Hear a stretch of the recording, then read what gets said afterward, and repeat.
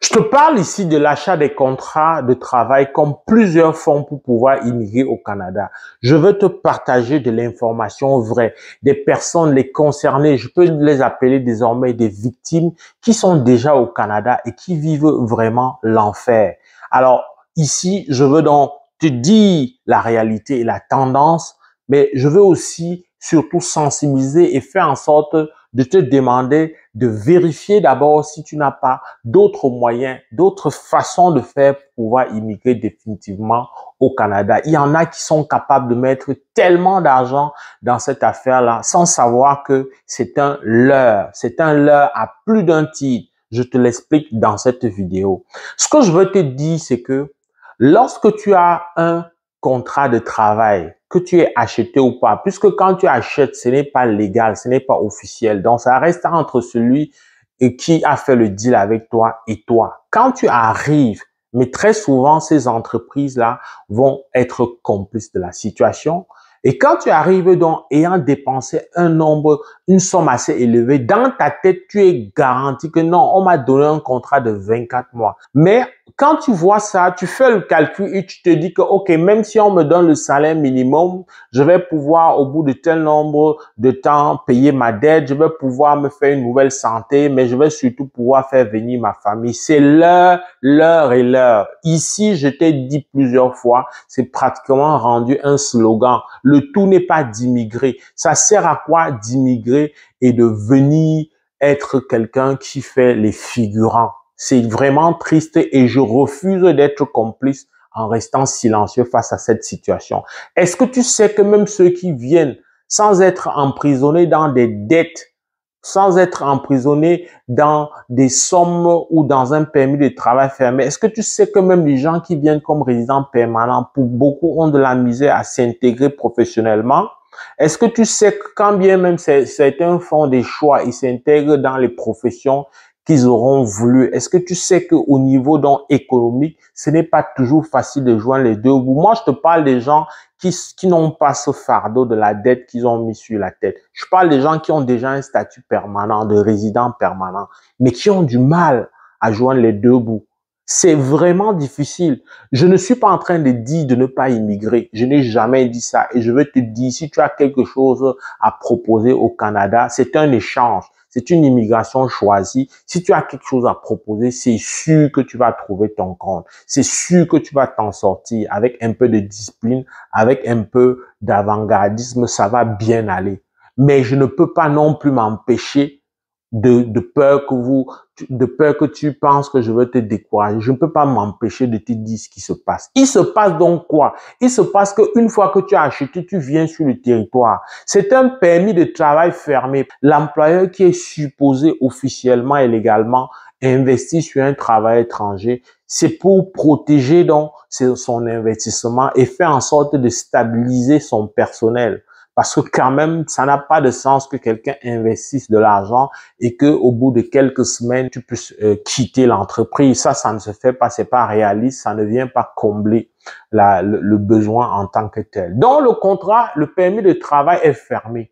Il se passe donc quoi? Il se passe que certains viennent et après 3 mois, on dit que c'est non concluant. On leur dit qu'on ne peut pas continuer avec eux. Quand on ne peut pas continuer avec toi, tu fais comment? Tu as déjà cette dette-là. Et certainement, tu es même d'abord venu seul parce que c'est très souvent dans la grande majorité, dans des faits 4 et 5. Tu fais comment? Tu as seulement fait 3 mois, à peine même 3 mois. Donc, tu n'as même pas eu le temps d'amasser même un peu d'argent. Alors, tu fais comment? Tu es coincé. Tu ne peux pas travailler ailleurs. C'est un pays. Tu es en congé technique. Si tu restes au Canada, tu restes et tu travailles en clandestinité. Alors oui, tu travailles en clandestinité, tu peux te faire un peu de l'argent, mais avec le risque que s'il y a un accident de travail, s'il y a n'importe quoi, ben c'est l'enfer. C'est clairement pas une bonne chose. Donc c'est loin de ce que tu avais voulu. Pourtant, tu as dit qu'il faut que j'immigre d'abord. Voilà ta stratégie. Tu as dit qu'il faut que j'immigre d'abord. Et voilà ce que ça donne. Il y en a qui vont quand même, après 3 mois, continuer et qui, vraiment de manière réaliste, de manière factuelle, non pas le travail au bout de 9 mois. Je parle vraiment des choses qui sont de plus en plus récurrentes, qu'on vit. Et comme c'est quelque chose où tu es parti avec un montant aussi élevé, parfois tu as la honte de partager. Parfois, tu te dis que, voilà, les gens que tu as laissés là et que ils pensaient que tu allais dans un paradis, désormais tu es différent d'eux. Non, tu es moins que ce que tu étais avant de partir parce que quand tu es parti, avant de partir, tu n'avais pas cette dette-là pour toi qui as acheté le contrat de travail. Tu n'avais pas cette dette-là et tu viens, tu t'enfonces parce qu'au niveau de la vie élevé, tu ne travailles même pas. Donc, tu es moins que ce que tu étais avant.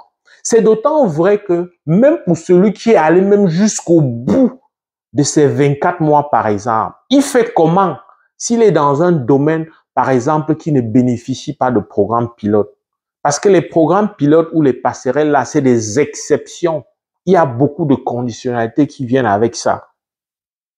La seule chance pour celui-là qui a au moins atteint, on va dire, une année de travail légal à temps plein, il peut espérer candidater pour des programmes en dehors, par exemple, du Québec, s'il était au Québec, ou même dans ces provinces, dans d'autres provinces, s'ils ont eu leur contrat de travail en dehors de, voilà, du Québec ou de l'Ontario. Ça, il y a un peu de chance pour ceux-là. Ils ne peuvent pas aspirer, par exemple, au programme de l'expérience canadienne ou québécoise. C'est pas possible. Parce que là-bas, il faut que tu sois dans un métier dit qualifié ou semi-qualifié. Semi-qualifié, ici, je parle de compétences intermédiaires, dont le fait 3. Cette catégorie où on peut voir les aides-soignants, où on peut voir la plupart des techniciens, cuisiniers, plombiers, etc. Ça, oui, c'est considéré comme compétences intermédiaires et donc considéré vraiment dans l'absolu comme travail qualifié. Mais est-ce que c'est souvent dans ces métiers? Non, ça va être souvent dans les métiers de manœuvre. Et si ton métier donc ne t'a pas permis avec la conditionnalité d'aspirer à la réalisation, tu fais comment? Même si tu as vraiment travaillé 24 mois. Je dis bien, et l'objet de la vidéo, c'était de te dire que de plus en plus, ils sont nombreux qui, au bout de quelques mois, on leur dit congé technique, qui ne peuvent rien dire. Ils sont dans un stress qui est vraiment, en tout cas, que je n'arrive pas à digérer. Ça m'empêche de dormir parce que je trouve que c'est injuste. Ces gens sont des victimes, mais ils ont contribué à être victimes en chassant, en courant vers le contrat de travail. Et malheureusement, les gens sont souvent influencés. Les gens doivent laisser leurs émotions. Les gens doivent être suffisamment lucides. C'est des gens qui travaillent et qui sont sur les émotions. Ils passent une journée difficile au travail. Ils sont frustrés et quand ils pensent que leur projet d'immigration n'avance pas comme il faut, ils sont capables de brader, de mettre de l'argent, peut-être de s'endetter pour ça. Mais pourquoi? Pour si peu, pour venir être en congé technique, pour venir avoir une piètre expérience professionnelle qui ne pourra même pas t'aider. Je dis souvent que une autre branche, c'est de faire un permis d'études. Mais pour faire un permis d'études, il faut que tu te fasses un compte bancaire, une certaine cagnotte. Est-ce que tu as quand même pris ça, mesuré ça avant de prendre autant de risques? Mais si tu n'es pas encore dans cette situation, réfléchis 2 fois. D'abord, avant de mettre de l'argent dans l'achat d'un contrat de travail. Mais surtout, regarde si ton profil, si tes aptitudes, tous les éléments liés à ton profil ne te permettent pas d'avoir accès à la résidence permanente directement, sans investir autant d'argent. Parce que souvent, certains y vont parce qu'ils disent qu'ils veulent contourner le test de français. Tu contournes tel test de français que même une fois ici, tu vas le faire pareil. La meilleure façon de se préparer, la meilleure façon de régler ce genre de problème, c'est quand tu es encore dans ton pays d'origine. Donc, très clairement, il se pose un vrai problème de stratégie d'immigration. Et là-dessus, nous pouvons t'accompagner pour te donner des éléments qui vont t'aider, si tu veux, à pouvoir poursuivre ta procédure tout seul. C'est vraiment important de regarder ça. C'est inadmissible ce qui se passe. Ce que ces gens qui sont désormais, ils peuvent pas se plaindre officiellement. Ils ne peuvent non plus montrer à la famille que ça ne va pas parce que on ne peut pas dire qu'on est venu au paradis et commencer à pleurer. D'ailleurs, personne ne va te croire parce que toi-même, tu ne croyais pas ceux qui étaient là quand tu étais dans ton pays. Donc, tu es compris entre le marteau et l'enclume. Tu es comme dans un cercle infernal, mais quand même, il faut suffisamment être lucide, il faut suffisamment faire ton projet avec de la lucidité, avec du recul. Il ne faut pas faire dans la précipitation et pire encore, ne fais pas dans l'imitation. Ce n'est pas une comparaison. Vous pouvez tous venir, quelqu'un peut même venir longtemps après toi, mais il réalise d'excellentes choses vraiment avant toi, des choses que tu ne vas peut-être même pas réaliser au bout de 20, 30 ans d'immigration. J'espère que cette vidéo t'a aidé. C'est un cri du cœur. Il faut vraiment réfléchir 2 fois avant, voilà, de faire un choix de stratégie dans ton projet de migration, que ce soit pour payer le contrat ou que ce soit pour faire autre chose. Parce qu'il y en a qui font d'autres choix catastrophiques que d'aller directement demander un visa visiteur, comme si le visa visiteur te donnait un statut après. Il faut que le visa visiteur soit comme un moyen de dernier recours, selon que ton profil ne te permette pas. Et quand bien même tu vas avec le visa visiteur, il faut bien prendre conscience de ce qu'un visa visiteur peut t'apporter. Il ne faut pas y aller sur le fait qu'on dit ceci, on dit ça. C'est pas le fait de dire plusieurs fois la même chose par des personnes différentes qui rend ça vrai, qui rend ça authentique. C'est un domaine suffisamment pointilleux. C'est un domaine suffisamment pointilleux où il faut vraiment avoir l'information, la vraie.